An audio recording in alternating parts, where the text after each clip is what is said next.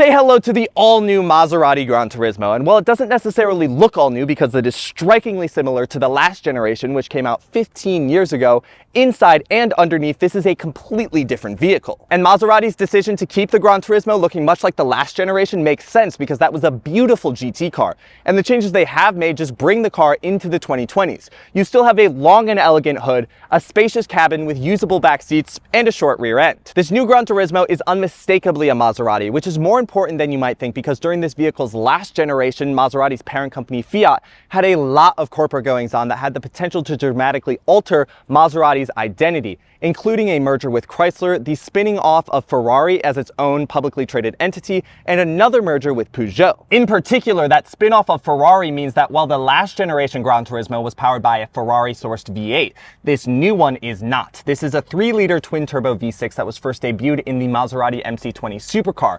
And in this GranTurismo Modena, it makes 483 horsepower and 361 pound-feet of torque. In the Trofeo, it makes 542 horsepower, and there will also be an all-electric GranTurismo called the Folgore that will make 750 horsepower. And while there's no matching a Ferrari V8 with a 6-cylinder, it still sounds pretty good. And like a proper Grand Touring car, these back seats are usable. I at 6'2" do fit behind my ideal driving position, and rear seat passengers are even treated with air vents, cup holders, and charging ports. All right, driving the Maserati GranTurismo. You know, this car is pretty impressive because I feel like it does a great job splitting the line between comfortable cruiser of a car and then a sports car. Because when you are in comfort, there are 3 drive modes: GT, comfort, GT, and then sport mode. And when you are in comfort or GT, this really just kind of feels like a luxury car. You're sitting here, the cabin is very quiet in every mode. The exhaust note gets a little quieter in these modes. The suspension is definitely a little softer sprung. The steering feel is lighter. I think that's the biggest difference I've noticed between comfort and GT is just the steering feel. They're pretty similar in what I have noticed, but you can just drive this car and kind of enjoy being secluded from the world and being in a Maserati. You know, you get to enjoy all of the comforts of this cabin and not really worry about being super aggressive or any of that. It's super nice, but then you can flip the switch from comfort into GT and then into sport mode, and then this car really changes. The suspension really firms up, and you can actually turn off the sports suspension when you are in sport mode, but I normally leave it on because it really changes the dynamic of this car. The exhaust gets a little louder. You don't get auto stop start when you are in sport mode, but that's okay. We're at a red light now, so when it turns green, I'm gonna see what sport mode can do.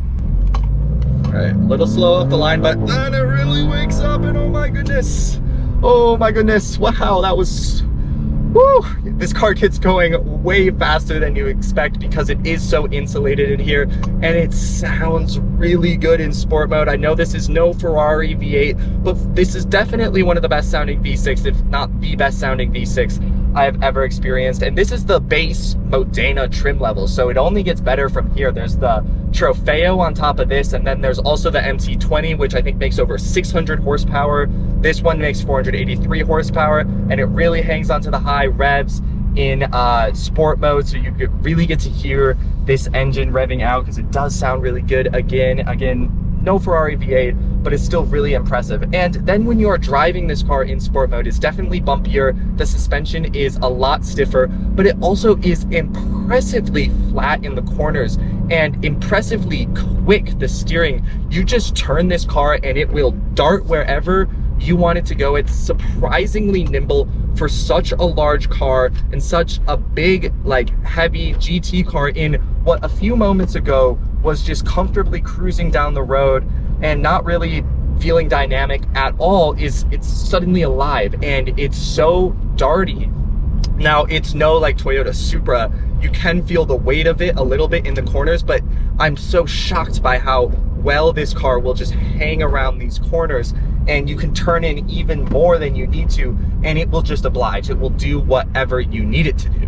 Let me switch into manual mode because one of the best parts about driving this car is these paddle shifters. Yeah, This car sounds so good on the upshifts. It snarls, it crackles, it pops. It is so impressive what they were able to make this 3-liter twin-turbo V6 do. It just sounds impressive in all the right ways, and these paddle shifters make this car so enjoyable because you can just get this engine to rev out and sound really good, and then you can get on the power, and the feeling of this, like these aluminum paddle shifters, oh, it's so good. Like, I'm so impressed. My Midwestern accent really just came out there, but I'm so impressed by how much these paddle shifters add. I'm not sure I've actually ever driven a car before with column mounted paddle shifters, but these things are massive, they are premium feeling, and the sound they make when you click them, just as good as the engine, if not better. I'm so impressed by the paddle shifters, and they really do add to the sporty nature of this car, and the shifts are quick. It's very responsive when you request a shift. It upshifts or downshifts, whatever you are requesting, it will do it, and it will let you hit the red line without automatically upshifting. It's very nice in here, I have to admit. I love the way it looks. I love the leather seats. There's this like flowing design on the leather, on the dash, on the door sills, and the open pore wood trim, and everything feels very premium. You know, Maserati got a lot of flack in the last generation of their vehicles and kind of the current generation of Ghibli and Quattroporte for being not very well built and using pretty cheap materials and switchgear that you would see in other Chrysler products, because they are part of Stellantis, which Chrysler is also a part of.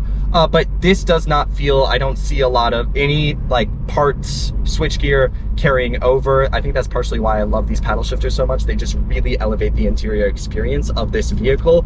But looks wise and design wise, it is really beautiful in here. The materials are all really nice. Now this car does have about $19,000 worth of options on it. This one is spec'd to $193,000, so it's not cheap, and $19,000 will definitely make a cabin very nice. And you have a nice digital rear view mirror, which is actually really high quality and gets you really up close and personal with the people that are right behind you at a stoplight. It's kind of funny. I love the Alcantara headliner. These Sonus Faber speakers are amazing. I got a demonstration of them at House of Maserati and during Monterey Car Week in the Folgare, so the all-electric one. The car wasn't moving, it was just stationary, but that was when I first experienced these speakers, and they are so impressive. The only other brand they work with is Pagani. Okay, flooring it now in GT mode. Same delay, but then it really comes alive, and oh, it sounds so good on the upshift. But this interior is beautiful, but it's not the most functional. Maserati went with a lot of gloss black controls, which, while they look good when they are clean and fresh, they quickly get covered in fingerprints. All of the controls on the steering wheel are gloss black. Even the start button is gloss black.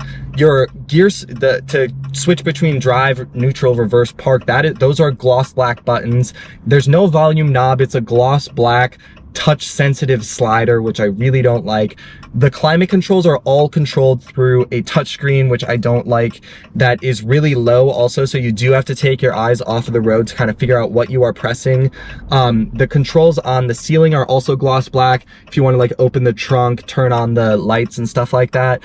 So the window switches are gloss black. So there's a lot of touch points in here that are going to get fingerprinty. And while this might be the price point of car where you have someone regularly cleaning your vehicle, I still don't love that they went with such a plasticky material, veneer. It doesn't feel very premium, and I think does take away a little bit from the interior experience. Other than there being a lot of gloss black, the screens themselves are actually quite usable. They're quick. I haven't had any issue with laggy controls or them not working. The top screen does full screen, almost full screen. CarPlay, that is really good looking, very simple, really all you need from there. The lower screen will always revert back to the climate controls, which is nice, and it's just one up down to make it colder, warmer, turn on auto, stuff like that. I really do like the digital clock thing that you get on above the screens, this circular screen. I think it's really fun. You can make it be a clock with 3 different designs, a compass, a screen that shows how much you are pressing either your brake or gas pedal, or a G meter. I like the compass because it's cool seeing in real time it turn and showing you where north is. I think that's just really cool. The gauge cluster is also very customizable, very nice. You can get your navigation in there, reads your speed out nice and large. You also get your tachometer, which is nice when you are shifting with these column mounted paddle shifters. And this is a very impressive vehicle. I do really like driving this car, and it definitely delivers the GT experience. These back seats are very usable, and you could go on long road trips in this car, no problem, and then also have a blast with it, like in a canyon. So Maserati definitely delivered on the driving experience for the new GranTurismo. So that's the 2024 Maserati GranTurismo Modena. It is an incredible car and feels quite special even here in the streets of West Los Angeles. Although at $193,000, this vehicle is only 12 grand shy of the starting price of the Maserati GranTurismo Trofeo. If it were me, I think I would fork up the little extra money to get the ultimate internal combustion engine Maserati GT car. But if 193 grand is your absolute limit, you're not going to be upset with the Modena. Thanks for watching. Like, comment, share, and subscribe, and I'll catch you guys in the next video.